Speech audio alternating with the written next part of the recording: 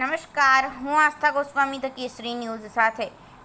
RPF Himmatnagar દ્વારા સલાલ સ્કૂલમાં જાગૃતતા અભિયાન. આજ રોજ તારીખ 18/7/2024ના હિંમતનગર રેલવે પીઆઈ શિવનાથ મીના અને પીએસઆઈ હરેશ ચૌહાણે સવાલ પ્રાથમિક સ્કૂલમાં જાગૃતતા અભિયાન કરવામાં આવ્યું હતું, જેમાં બાળકોને રેલવે લાઇન પાર ન કરતા, ચાલતી રેલગાડીમાં પથ્થર ના ફેંકવા, રેલવે ગાડીના પગથિયા પર બેસી યાત્રા ન કરવા, રેલવેમાં પોતે તથા પોતાના પરિવાર સાથે યાત્રા કરતા સમયે રેલવે ટિકિટ લીધા પછી જ યાત્રા કરવી, તેમજ સ્ટેશન પરિસરમાં પ્રવેશ કરવા, તેમજ રેલગાડી સ્ટેશન પરિસરમાં ગંદકી નહીં કરવા,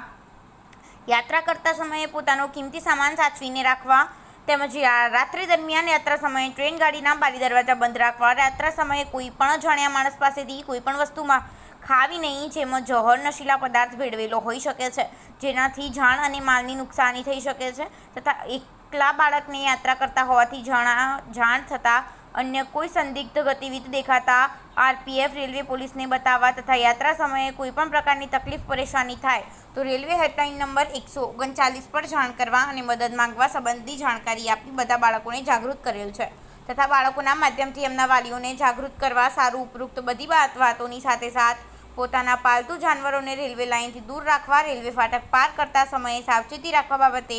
જાગૃત કરેલ છે. રિપોર્ટર આબિદ અલી બુરા, સાબરકાંઠા દ્વારા.